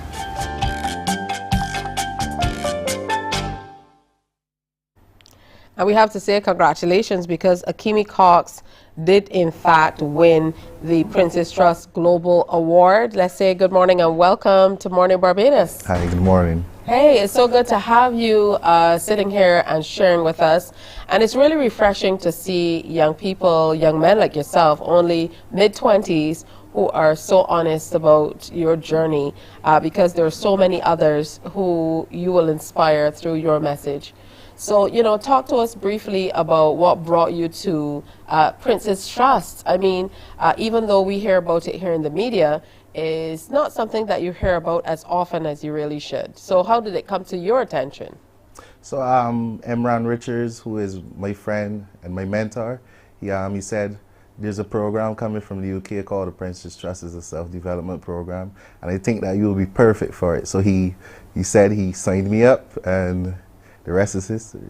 There's so many programs out here. What was it that was different about this Princess Trust program that resonated with you? The thing about the Princess Trust, you know, like they put you in a healthy environment. A seed can't grow in the wrong environment, so you always feel at home. They always take time. So there are other participants, but they really take time to help you find your true self. All right, that's very, very interesting the way how you put it. But I want to dig a little deeper because you know, I've been a part of so many programs. Some of them I've looked on with so many young people, especially the way that society is going these days. I think that we have to be able to kind of tap in on whatever positive elements there are of existing programs to be able to build programs that truly serve the communities for which they're built. So outside of creating an inviting environment, what else about this program would you say got you to a place where you stopped thinking, hey, I want to be a drug dealer? I want to make some money through illegal means to buy a gun, to I'm going to start my own business. Funny enough, from the soccer week it was sold, you know, and the Princess Trust is a family. So even after doing the program, they always make sure to call. They always give you opportunities. You know, they give you opportunities to encourage young people to join the program. So like, it's a rewarding. The Princess Trust, as I said, is a family, and they make sure they keep in touch with you to keep you motivated and on the right track. I hear you. It was just the opportunity you needed to be able to move to the next level. That is truly incredible. So to all the people who are a part of this initiative, you have to first of all say kudos to them. But now you aspire to be a chef. As we heard, the chef that we spoke to a moment ago, you worked with him in Oystins as well. So how were you able to make that transition then from, you know, just being a guy out there who had goals and aspirations to having your own business, because you now are an entrepreneur? So yeah, as I told you, the Princess Trust builds confidence. They have the team program, and they also have the enterprise program, which is hosted by the Princess Trust and the Barbados Youth Business Trust. So I did the enterprise challenge, and that really helped me to build my business and to run my business the proper way. Like, it was an amazing experience. Tell me about this paradise sauce. I see a pepper on this shirt here and stuff like that. Let me hear about this paradise sauce. So paradise sauce is the #1 hot sauce in the world, you know. It's the Bentley of hot sauces. And funny enough, before I had a seafood business, Paradise Eats, and I used to buy hot sauce from a lady. And like, I got tired of her like making excuses and not fulfilling orders, so I actually started to experiment, even through the pandemic. So through the pandemic, you know, I was complaining about having free time before, and I realized, you know what, this is the opportunity. So I started to experiment with new flavors. So now I have pineapple, I do mango, there's a plantain hot sauce, golden apple, and I'm currently working on watermelon. So like there's hot sauce, and then I have a hot sauce for everyone to enjoy. Okay, so there's flavorful, and then there are for the Bajans who want scorching heat. Yeah, because I know there are some Bajans, and you say it is a taste of paradise. Spice so nice you taste it twice. Yeah. I absolutely love that you've been able to make this your your passion, you know, and move forward with it. And at just 26 years old, you know, to be able to enjoy being an entrepreneur and share what you love to do with the world. Now, you also go around Barbados mentoring young people. Talk to me about moving from a place where you needed to be mentored. I mean, we always can use some measure of mentorship, but now you're at the place where you feel like you can share positively with others. Talk to me about that. Like, a big thing for me is to never forget where you come from, you know, like, and in society these days we lack a lot of positive male role models. And I know what a lot of these young men are thinking and what they went through because I've been there myself. So for me, it's easy to connect to the young men and the young people of Barbados. Yeah. What is it that we're missing? What are we missing as parents, as aunts, as neighbors? What are we missing with the young men of Barbados? I think we just have to be patient and listen. You know, like, it's one thing to mentor, but you have to listen, get to understand the person you're mentoring. All right, very, very important. Now, tell me, what are your plans for the future? What are your plans for not only Paradise Sauce, but for you? Because I can see how this mentoring, this mentorship can definitely grow into something bigger as well. So yeah, I'm working on getting my business, you know, to the point where I can do my true passion and mentor youth all around the world. So for me, it's to be impactful and to encourage the next generation of entrepreneurs, superstars, you know. All right, now, you had a special trip recently that you want to share with us? Yeah, so I was invited to the coronation of His Majesty King Charles III, and it was a very beautiful experience, once in a lifetime. I met some very wonderful people in there. I also met my childhood crush, Katy Perry, and it was amazing. All right, that's not enough for us. We need details. We need details. All right, so from the time you arrived, talk to me about how it went. So from the time I arrived, I met one of the alumni from the Princess Trust in Kenya. Her name is Susan, and she has a very impactful story. And then we checked into the hotel, and we headed over to the Princess Trust international headquarters. And as soon as they got there, I saw a picture of me and one of the participants that did the Princess Trust program, Jadisha. And Aisha, her brand is Jadisha the brand. Shout out to her. And it was amazing to see my picture on the wall of such a big corporation organization that helps youth around the world. And then after that, we did some touring. I did an interview with CNN, yeah, about how the Princess Trust impacted my life and about how excited I am about the coronation. After we went to the coronation, obviously. It was a beautiful experience. Got to meet superstars. I got to meet some very important people in the world. I just saw a picture there with you with somebody important. So tell us, who's that? So that is Will Shaw. Will Shaw. He's the CEO of Princess Trust International. No, this one. Oh, that's Katy Perry. So you got to take a photo with Katy Perry. You said your crush from way back when. Yeah, I mean, how did it meet? Did you immediately recognize her? Because I know sometimes you see stars and we're like, is that the person? Oh, is this Lionel Richie? Yes, it is. Oh, wow. You were really starring there, man. So funny enough, how I actually met Katy Perry is that Lionel Richie actually brought her over to me and introduced her to me, because he even quoted on his Instagram story that I'm one of his favorite people. Wow, how did that setup come about? So I actually met him back in 2018. That was when the king came here to get some feedback about the Princess Trust program in Barbados. And there was we call it a fireside chat, where some Princess Trust participants and past participants were there to tell him and Lionel Richie and also the Prime Minister of Barbados about their experience and how the program has impacted us. All right, and what did you share in this fireside chat? So I actually shared my story, you know, and how and how the Princess Trust has changed my life, and everyone was like surprised, you know, because I looked like a really smiley and nice guy, and back before the program, I wasn't really a nice person. So I think I connected with a lot of youth around the world, and he connected with him also. I wouldn't say that you probably weren't a nice person. You probably didn't do some nice things, but you can only be nice if it is something that's in you. So that brought you up, brought you to who you were. All right, so tell us more about the coronation. We're still stuck on that. I know we're now a republic, but we grew up. There you are, all dressed up. Tell me about the experience, some more about the experience itself.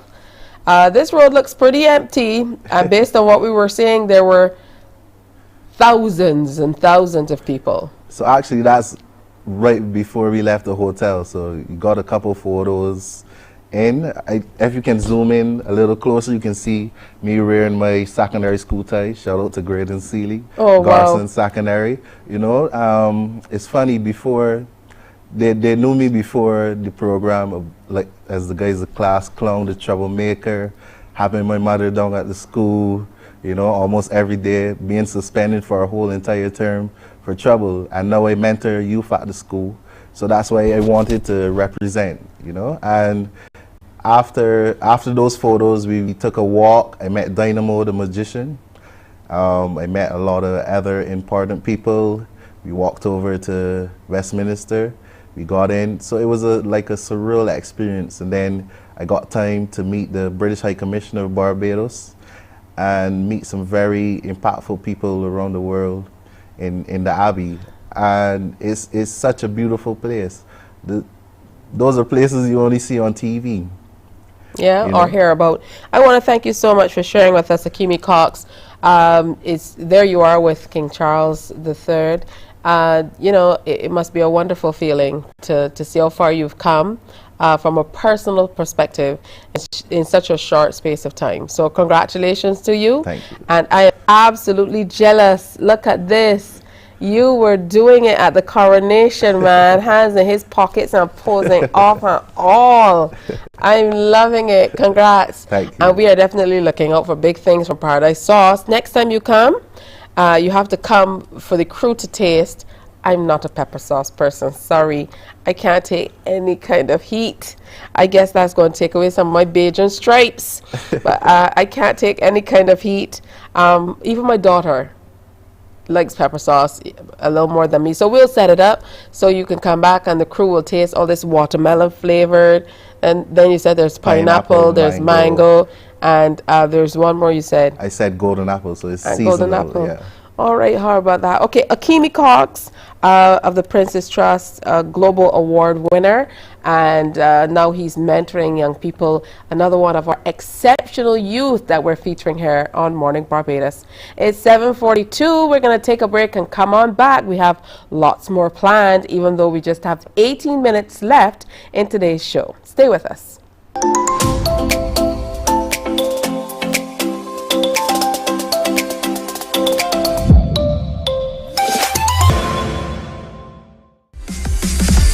While you go about your business, we go about our business, and that is gathering the news. Stay up to date at CBC News Barbados on Facebook, Instagram and Twitter.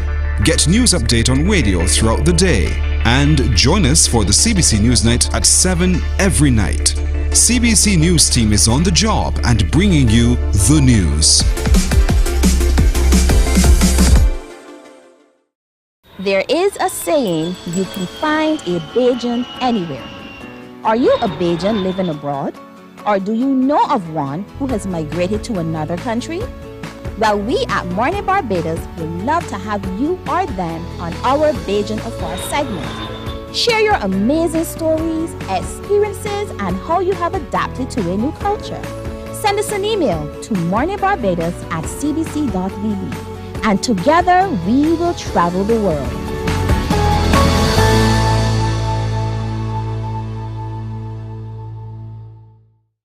Enjoy movies, soaps, drama, comedy, inspiration, education, music, and more. You get it all when you get MCTV, because MCTV gives you more. Some ads What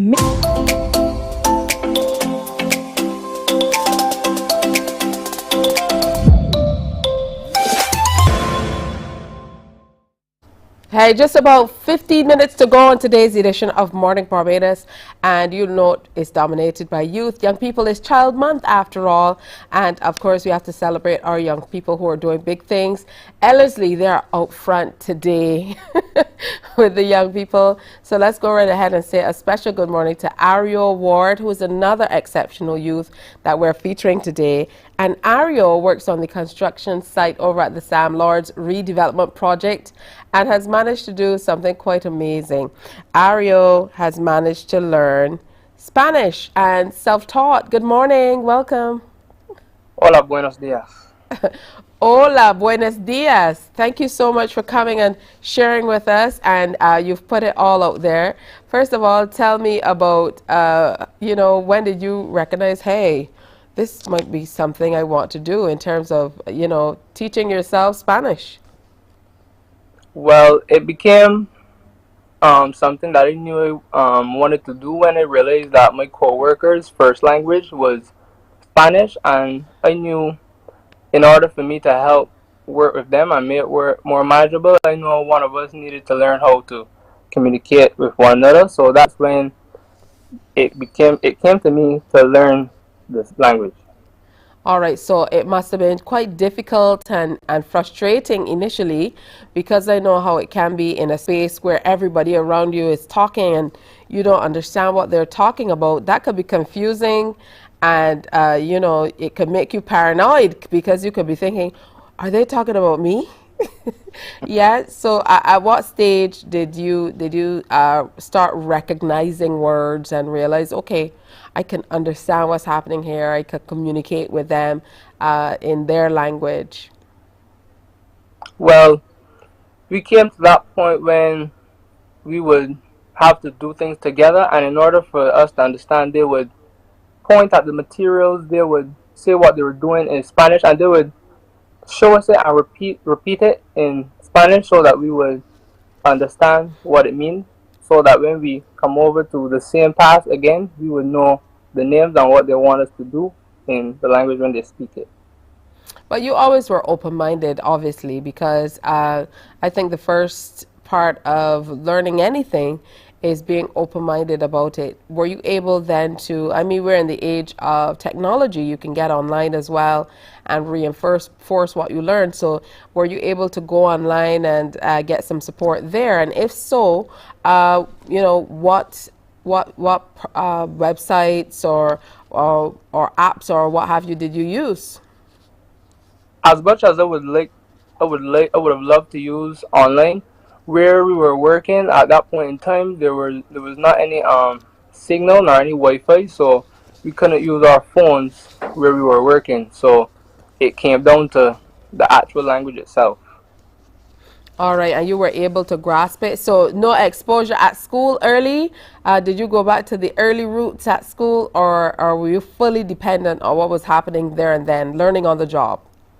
Yeah, I was fully dependent on learning there on the job there and then, because at school, what I really learned at school is not what I'm really talking about now on the job. I'm dealing with materials and different names that I never learned at school, and I never thought that I would need to learn the language because I never thought I would need it anywhere along down the road in life. You know, it's so ironic that we're having this conversation with you, because we had a conversation just a short while ago with a Barbadian who is now living outside of the island, and he said his recommendation to everyone would be to learn a language. Yeah, so would that be your recommendation if you could go back and to school days? You know, would that be definitely something you would want to do? Yes, that is definitely something I would recommend to the youth now. And that was definitely something that I would wish I could go back to do, because I never thought I would need to use it. Yeah, generally, what was it like working on a work site with, I know there are a number of Dominicans who work on the site, so a lot of Spanish obviously has been a part of just the basic communication on the site. So what was it like generally, initially, before you started getting a stronger grasp of the material names and things like that? Because you are a warehouse dispatcher, so after all, you have to be able to provide what they're asking for. Was it very, very difficult and frustrating initially? Yes. At the beginning, it was very difficult, but along as the months went by, they would show me the items and the materials, and they would call the names and they would repeat the names so that I would understand, so that whenever they would come back and they would call the names, I would know what they would want. All right, Ariel, I'm so happy that you shared this story with us, because a lot of the times we hear about languages or we hear about different things happening, and we're not able to kind of bring it home and show how you can use these things in everyday life. But here you are, still at home in Barbados and working in construction, and knowing a second language is working to your benefit. I also love that you were able to go on a work site where they didn't immediately say, we need someone who has some experience or can speak this language, but you got an opportunity to learn on the job as well. That's quite commendable, not only for you, but the people that you've been able to work with as well. Yes, please. Yeah, well, thank you so much, Ariel Ward. Would you like to say a special hello or good morning to anyone, your family or friends or the people that you've worked with? Well, I would like to thank Ray, Frankeli, Polo, my co-workers who they helped me the most with the language. They helped me to grasp it the most. And there are many others, many more others that I don't remember their names, but it's still a learning process for me. There's many things that they're still helping me with to this day. So it's a learning process, but I'm trying to take the best out of the time I am there now to help people. All right, are you going to tell us something else in Spanish, or is Buenos Dias all we're going to get today? Buenos días y todos escuchando. Gracias por invitarme a venir aquí. And in English, that simply means good morning to all listeners, and thank you for inviting me to be here. And thank you for coming and sharing with us. We are super proud of what you've been able to accomplish, Ariel Ward. So hats off to you. Have a wonderful day, and do continue with the language. Thank you. I will. All right, good stuff. So in a society where we often see so many negative stories, it's really important for us to share positive things that are happening all across the island. And another story of positivity comes in the form of a story that we have from Dighton Griffith School. We're going to try to share some of that with you when we come back.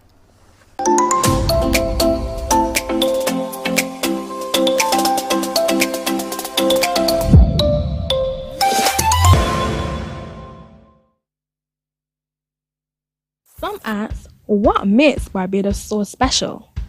We at Mornin Barbados say it's you, our exceptional youth. You are talented, resilient, and inspirational. You are the epitome of the Barbadian spirit, testing the boundaries of your creativity. If you are an entrepreneur, artist, baker, designer, Morning, morning, good morning. Good morning to you. Hey, 7 minutes before 8 o'clock, positive vibes all this morning as we continue to celebrate our young people. After all, it's Child Month. So we heard from people from Ellerslie School. Now it's time to look forward to what's happening at Dighton Griffith. Definitely some positive vibes happening there.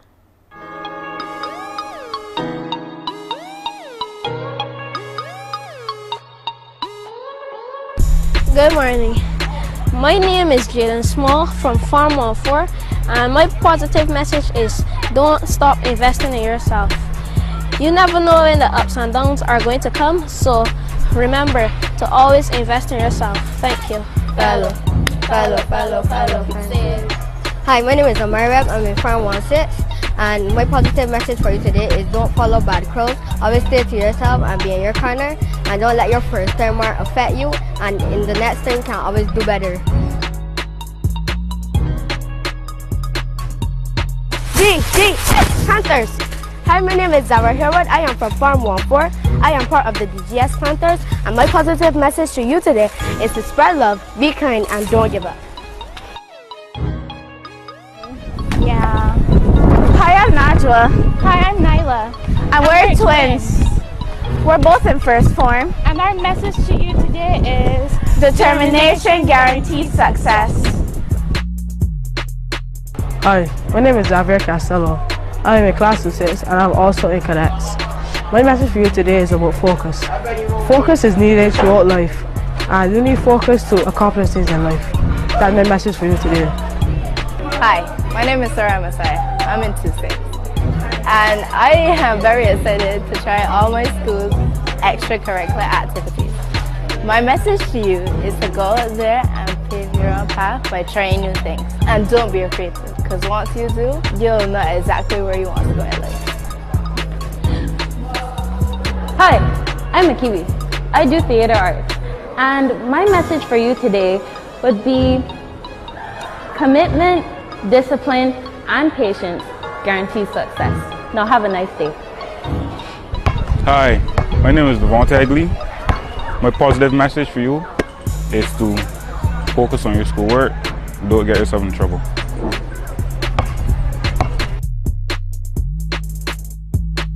Hi, my name is Smith First. I am in third form and I am also a member of the Greater Netball team. My message to you is that you can do anything you put your mind to. Hi, my name is Blossom Brown from Form 4A of the Dighton Griffith Secondary School. I'm also a member of the Key Club, Student Council, and I'm looking to be head girl. I'm very proud to be a part of this Learning Institute here at Dighton Griffith Secondary School. My message for you today is let's all live in love. Let's live in peace. Let's leave a legacy for those who would come after us to this Learning Institute at the Dighton Griffith Secondary School, and always follow your dreams. Thank you.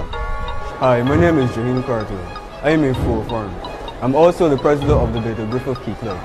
My positive message to my peers is to think long term. Even though it might seem hard right now, the work you're putting in, it will pay off in the long run. Hi, my name is Jada Grace and I'm in Form 5A and I'm a dancer. And my positive message to you is don't depend on people for your happiness. Let your happiness come from within. Tough times don't last, but tough people do. Hey, my name is Kalani Bishop. I'm in Form 5-7 and I'm a part of the Dighton Griffith School Choir and the Dighton Griffith School Pop Band. My positive message for you today is when times get rough, push. As a living example, I have gone through it, and so can you. You gotta push, push, push. Thank you. Hi, I'm Letitia Newton, guidance counselor at the Dighton Griffith School. Remember, you can do or be anything you want to be, and never let any negative comments someone says about you define who you are. This is my positive message for you today. We are the Dighton Griffith School! Hi, good afternoon. My name is Jonathan Daniel, and I'm the owner of Positive Vibes and the creator of this project. My positive message for you today is to not be afraid to be yourself. Too often we live in fear of what other people will think and say about us. But it's only when I learned to accept and love myself that I was able to find people around me who loved and accepted me for who I was. Remember, you are the gift to this world, so never ever be ashamed to be who you are. Thank you. Positive vibes only.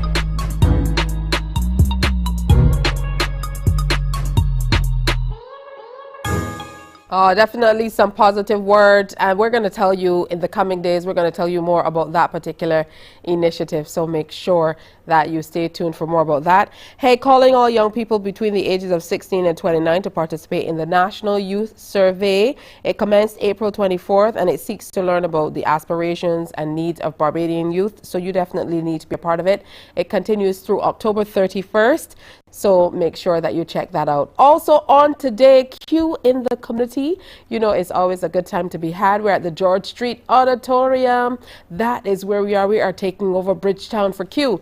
Today, All right, so make sure you come on back and share with us tomorrow. We're going to have some wonderful messages for you, some great guests, and we're going to have a good time on the Friday edition of Morning Barbados. So wear your smiles today, okay? And have a good one. Sending love, and bye-bye. Wake up, wake up, wake up, wake up. Barbados, get up. Good morning.